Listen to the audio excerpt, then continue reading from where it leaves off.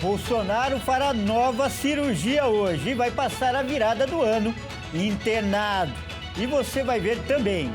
Começa hoje o pagamento do saldo retido do FGTS do saque aniversário. Trump oferece proteção durante 15 anos para a Ucrânia aceitar acordo de paz com a Rússia. E ainda, calor perde força neste início de semana e Brasil deve ser atingido por temporais. Tudo isso a partir de agora. Olá, muito bom dia. Agora são 11 horas e 30 minutos pelo horário de Brasília. E uma ótima semana para você que decidiu ficar bem informado no Redação Hit. Você acompanha agora os destaques desse 29 de dezembro, a última segunda-feira do ano. E olha só, os presidentes dos Estados Unidos e da Ucrânia se reuniram neste fim de semana para discutir um acordo de paz para a guerra no leste europeu. Trump ofereceu 15 anos de proteção aos ucranianos como parte das negociações. Enquanto a guerra na Ucrânia entra no quarto ano sem um desfecho claro, o presidente ucraniano Volodymyr Zelensky deixou Kiev para buscar apoio político nos Estados Unidos. O encontro aconteceu na Flórida, em Mar-a-Lago, onde Zelensky se reuniu com o presidente americano Donald Trump na tentativa de avançar em um plano de paz para encerrar o conflito. Após mais de 3 horas de negociações, nenhum dos dois líderes anunciou avanços concretos. Ambos reconheceram que as conversas são complexas e que um acordo ainda pode levar tempo. Antes da reunião com Zelensky, Trump conversou por telefone por mais de 1 hora com o presidente russo Vladimir Putin, reforçando o papel central de Moscou nas negociações. Apesar da ausência física de Putin, Trump afirmou acreditar que o líder russo leva a paz a sério e disse que qualquer acordo só será possível com a assinatura da Rússia. O presidente ainda afirmou que este é o momento mais favorável dos últimos anos para tentar encerrar a guerra, mas reconheceu que as negociações podem fracassar. Segundo Zelensky, cerca de 90% do plano de paz já estaria acordado. Os 10% restantes envolvem os pontos mais sensíveis do conflito, como o controle da usina nuclear de Zaporizhia e o destino dos territórios ocupados pela Rússia, especialmente a região de Donbass e a Crimeia, anexada ilegalmente em 2014. Trump sugeriu que concessões territoriais podem ser necessárias para evitar novos avanços russos, enquanto Zelensky evitou comentar publicamente esse ponto. O presidente ucraniano afirmou estar disposto a submeter qualquer acordo de paz a um referendo nacional, como exige a Constituição da Ucrânia. Zelensky revelou que Trump oferece garantias de segurança à Ucrânia por um período de 15 anos com possibilidade de prorrogação. O líder ucraniano disse ter pedido um prazo maior, de até 50 anos, mas Washington ainda não se posicionou oficialmente sobre a solicitação. A proposta americana também prevê uma zona desmilitarizada na região de Donbass. Trump afirmou que não trabalha com um prazo fechado para concluir as conversas, mas disse acreditar que um acordo pode ser alcançado nas próximas semanas. E para falar mais sobre a guerra na Ucrânia, nós vamos conversar agora com um brasileiro que está lutando como voluntário no conflito. Olha só, nosso convidado é o soldado Patrick José Gonçalves. Ele que é nascido em Santa Rita do Sapucaí, aqui em Minas Gerais, e atualmente faz parte do exército ucraniano. Nesse momento, inclusive, está no campo de batalha a 50 quilômetros da fronteira com a Rússia. Bom dia, Patrick. Seja muito bem-vindo ao nosso jornal.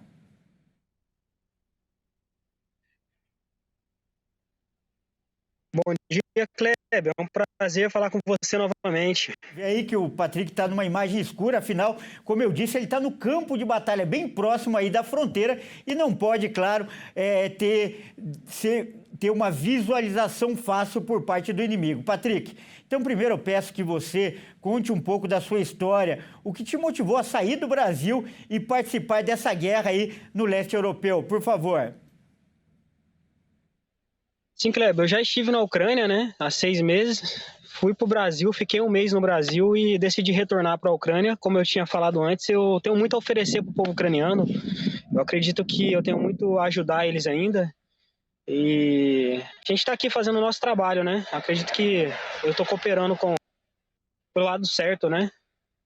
Correto. E, Patrick, qual é a situação de momento aí? Você está no fronte da guerra e está bem na linha de tiro, né? Como foi o seu Natal aí? Kleber, na verdade o Natal eu estava em Kiev, na capital, onde a gente sofreu um dos maiores ataques já pelos russos aí, né? Desde o início da guerra, a Rússia fez um dos maiores ataques agora na véspera de Natal contra a gente. Foi horrível, a gente ficou no bunker, né? Não tivemos muito o que fazer. Eu ainda não estou no campo de batalha diretamente confrontando os russos, estou numa fase de preparação novamente. Mas eu vou ser bem sincero assim, não foi bom o Natal não, foi horrível assim, sabe? Foi um Natal triste para mim aqui. Pô, e graças a Deus você está vivo aqui para falar com a gente, né? E sobre essa reunião que aconteceu ontem entre o Donald Trump e o Volodymyr Zelensky, aumentou a esperança por aí de um acordo de paz em breve? Ou a expectativa ainda de vocês aí que estão vivendo de perto esse conflito é que essa guerra ainda deve demorar muito tempo para acabar? Kleber, todos nós aqui estamos esperançosos para que essa guerra acabe. Todos nós. E acreditamos que ela vai acabar. Tanto os latinos como os ucranianos também. A gente está esperançoso para que essa guerra acabe. Correto. E você, né, eu vi numa mensagem que você mandou para a nossa produção que você prometeu para sua mãe que iria voltar vivo, né? E eu peço então que você fale um pouquinho aí das suas experiências e dessa expectativa aí de viver, né? De estar sempre aí em contato com a possibilidade de morrer. Queria que você falasse um pouquinho como tem sido aí essa experiência para você. Ô Kleber, como eu já estive aqui, eu sei exatamente como é o cenário. Eu sei que eu corro risco de vidas aqui todos os dias, né? Mas a gente, vamos dizer assim, eu acredito que eu já também estou bem preparado para estar aqui. Mas eu vou tentar dar o meu melhor para voltar para minha casa. Eu quero rever minha mãe novamente. Mas o medo é constante também. Não posso dizer que eu não tenho medo de morrer, porque eu sou ser humano, é passivo do medo. O medo é constante. A gente está com constante medo aqui, sempre atento, né? Mas eu vou fazer o possível para voltar, né, para o Brasil, rever minha família. Mas agora eu tenho que estar aqui, tenho que ajudar o povo ucraniano. Mas o medo é constante, Kleber. A gente está sofrendo muito ataque aqui por drone e mísseis. Que a Ucrânia, não tem como escapar. A Ucrânia sempre foi vista como o lado mais fraco aí dessa guerra e tem recebido, né, ajuda internacional para se manter em pé, para se manter firme, suportando os ataques da Rússia. Você acredita que a Ucrânia ainda tem condições de resistir mais tempo, inclusive de superar a Rússia, ou depende mesmo de um acordo de paz em breve? Ô Kleber, todos nós estamos extremamente exaustados aqui, tanto os ucranianos como os latinos que estão lutando pela Ucrânia. A gente está no extremo. A gente precisa desse acordo de paz. E não só a gente também, como os soldados russos também estão desgastados com essa guerra também, os dois lados. Mas os soldados ucranianos estão prontos para permanecer aqui no fronte até o último instante. Eles não vão ceder as suas terras para a Rússia, né? Eles não vão que a Rússia entre aqui e fazem o que bem entenderem. Tá certo. Então, Patrick, para finalizar, eu peço que você deixe uma mensagem, né, de Ano Novo para sua mãe, que deve estar nos vendo aí também com o coração apertado, e para as outras pessoas aqui do Brasil que também querem o fim desse conflito o mais rápido possível. A mensagem que eu quero deixar é um feliz ano novo para todos, inclusive para você também. Que Deus continue abençoando grandemente a vida de todos vocês. Mandar um abraço para minha mãe, especialmente, não pude passar o Natal com ela, nem vou passar a virada do ano com ela. Dizer que, se for a vontade de Deus, logo logo eu estou no Brasil de volta, junto com a minha família aí. Mas fica aqui o meu feliz ano novo para todos que estão no Brasil, inclusive para você também, Kleber. Muito obrigado aí, muito obrigado pela participação. Nós acabamos de conversar com o soldado Patrick José Gonçalves, que é brasileiro e luta como voluntário na guerra da Ucrânia. Patrick, mais uma vez, muito obrigado, e nós cremos em Deus que você vai voltar com vida aí desse conflito. Grande abraço. Então, falamos com o Patrick, vamos mudar de assunto agora para falar que o ex-presidente Jair Bolsonaro voltou a ter crise de soluços e deve passar hoje pelo terceiro procedimento desde sua internação. Ele permanece no hospital DF Star em Brasília, onde vai passar, né, a virada do ano. O ex-presidente Jair Bolsonaro foi submetido neste sábado a um procedimento médico para tratar as crises de soluço que o acometem há meses. No Instagram, a esposa Michele relatou a conclusão da operação e que o marido já foi para o quarto. Na sequência, a ex-primeira-dama publicou uma nota à imprensa do Hospital Deaf Star em Brasília, onde o líder de extrema-direita deu entrada na quarta-feira, véspera de Natal. O texto relata uma crise de soluços na sexta-feira e, em decorrência disso, foi submetido neste sábado ao procedimento de bloqueio anestésico do nervo frênico direito sob sedação sem intercorrências. O documento acrescenta que está programado o bloqueio do nervo frênico esquerdo em 48 horas. O ex-presidente ainda terá que se submeter à fisioterapia para reabilitação, medidas de profilaxia de trombose venosa e cuidados clínicos. Na quinta-feira, no mesmo hospital, Bolsonaro foi submetido a uma cirurgia para a correção de uma hérnia inguinal, uma protuberância na virilha causada pela protusão de um órgão, como o intestino, por exemplo, através de uma ruptura no músculo abdominal. Quando tiver alta médica, um antigo capitão do Exército deverá voltar para a sala da Superintendência da Polícia Federal em Brasília, onde cumpre pena de 27 anos de prisão por tentativa de golpe de Estado. Olha, começa hoje o pagamento do saque aniversário para quem teve o contrato de trabalho suspenso e, ao todo, 14 milhões de trabalhadores serão beneficiados. Até essa terça-feira, o governo paga a primeira parcela do benefício, com valores de até R$ 1.800. O saldo disponível varia de acordo com cada conta do FGTS. A segunda etapa, com o valor restante, será paga de 2 a 12, de fevereiro de 2026. O pagamento é feito de forma automática a todos os trabalhadores que tiverem conta previamente cadastrada no aplicativo FGTS e que atendem aos requisitos da medida provisória. Já aqueles sem conta bancária, previamente cadastrada, poderão sacar os valores nos canais físicos da Caixa.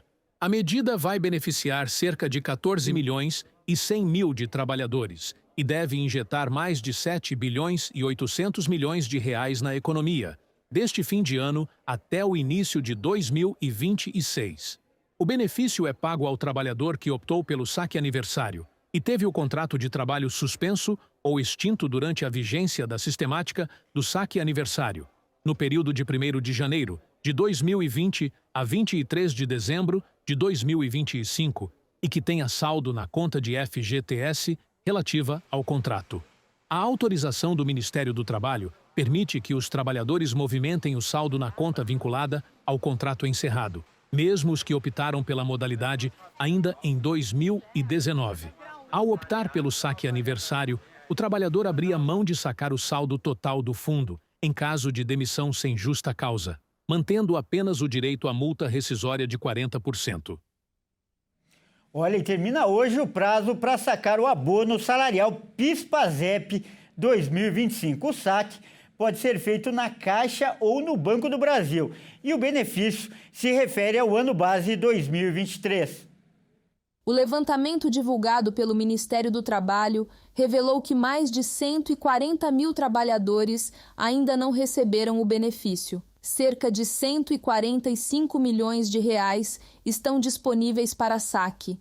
Até o momento, já foram pagos 30 milhões de reais a 26.500 trabalhadores previstos.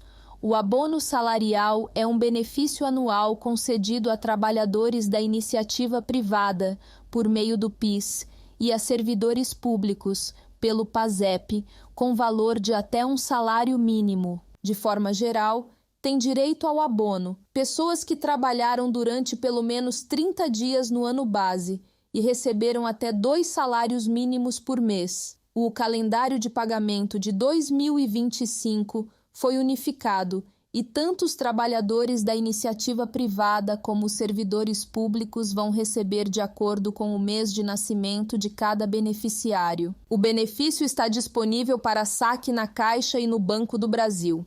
A última leva de pagamentos deste ano foi liberada pelo governo federal em agosto para os nascidos em novembro e dezembro. O banco de recebimento, data e os valores, inclusive de anos anteriores, estão disponíveis para consulta no aplicativo Carteira de Trabalho Digital e no portal gov.br.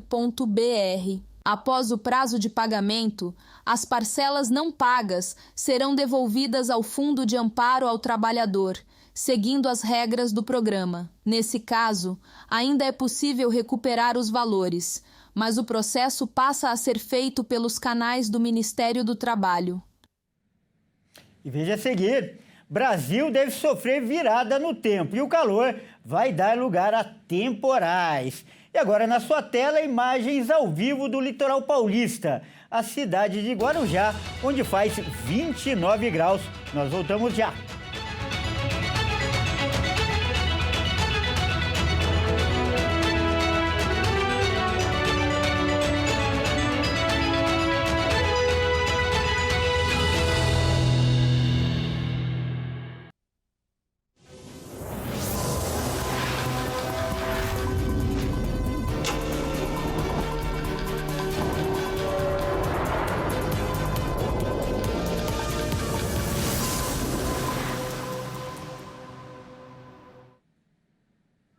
Mais uma vez, seja muito bem-vindo. Nós estamos de volta e ao vivo. São 11 horas e 49 minutos pelo horário de Brasília.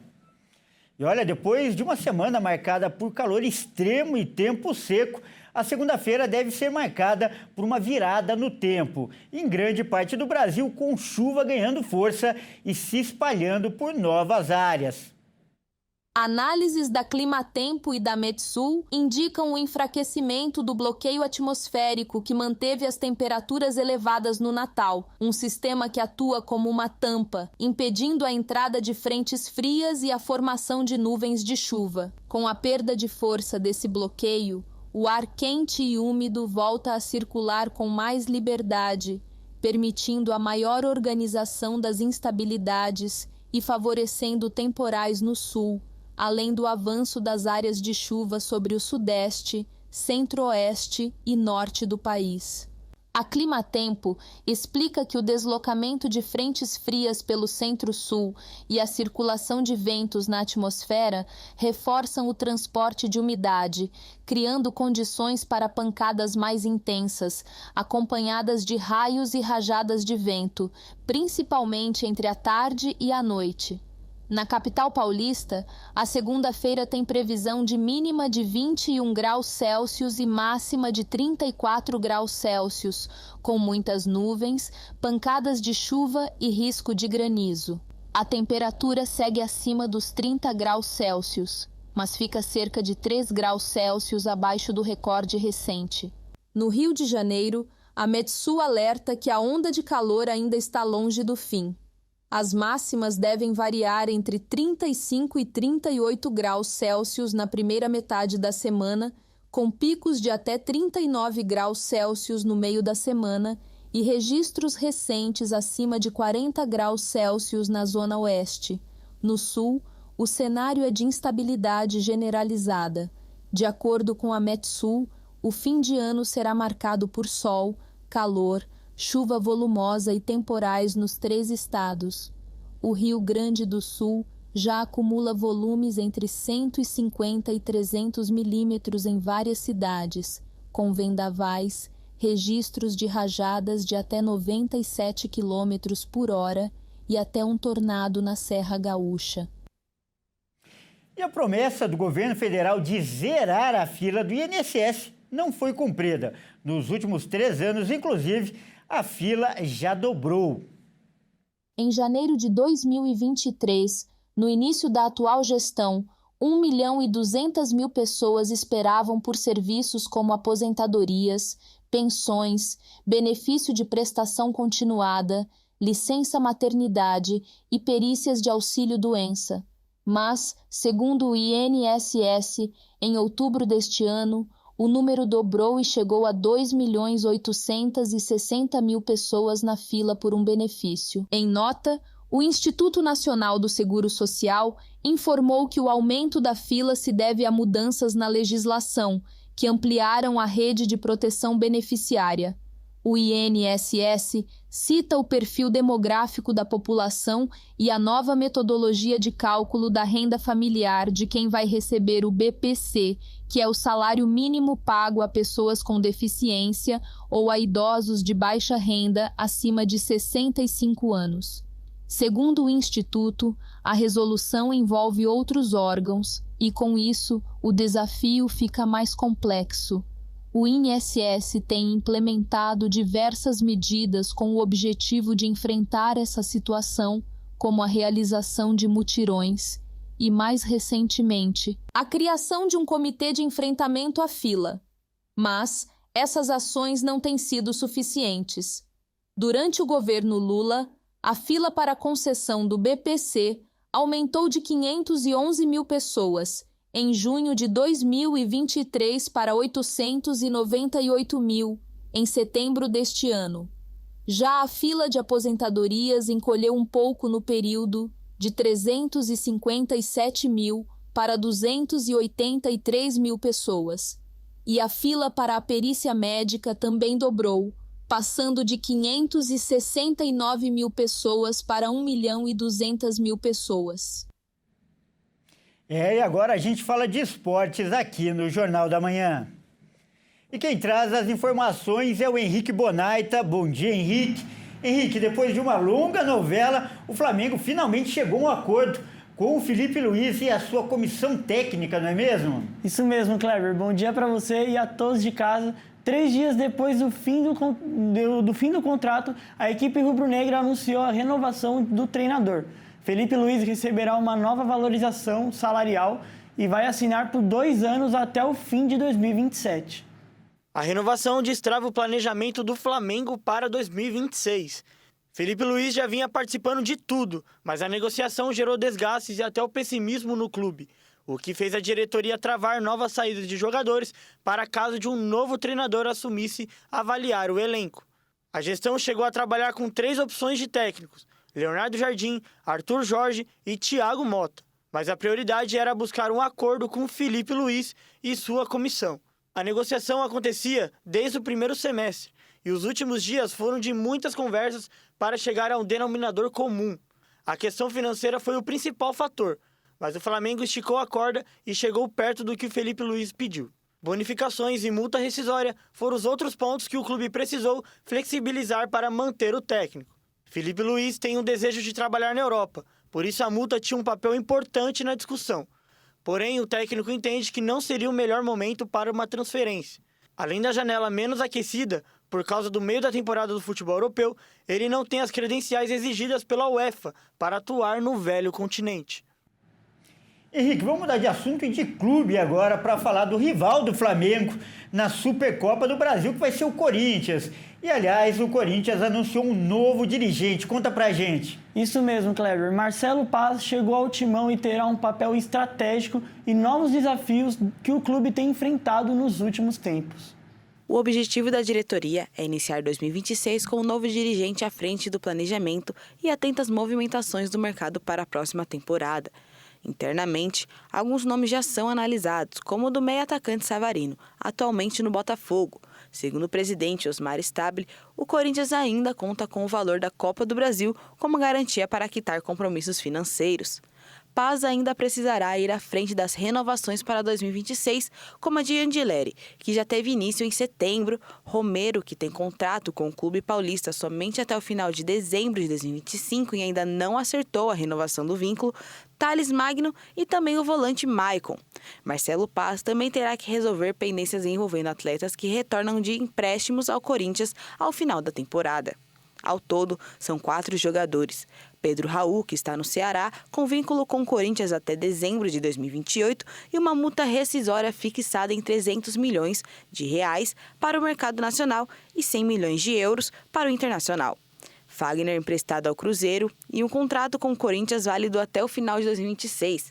Léo Maná no Criciúma, que inclusive teve uma chance de permanência pequena no time sulista.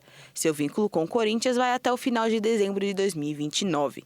E Alex Santana, no Grêmio, que teve um acordo com um valor previamente fixado para a aquisição dos direitos econômicos do atleta, caso o clube gaúcho opte pela permanência após o término do empréstimo. Bom, Kleber, essas foram as notícias do esporte de hoje. Uma boa segunda-feira para você e uma boa semana para você e para todos de casa, tá bom? Muito obrigado, Henrique. Nesse clima de fim de ano, quero agradecer e elogiar o seu profissionalismo durante esse tempo todo. Muito obrigado, viu? Eu que agradeço. Grande abraço. Bom, essa edição fica por aqui. Eu agradeço demais a sua companhia. Uma ótima tarde e até mais.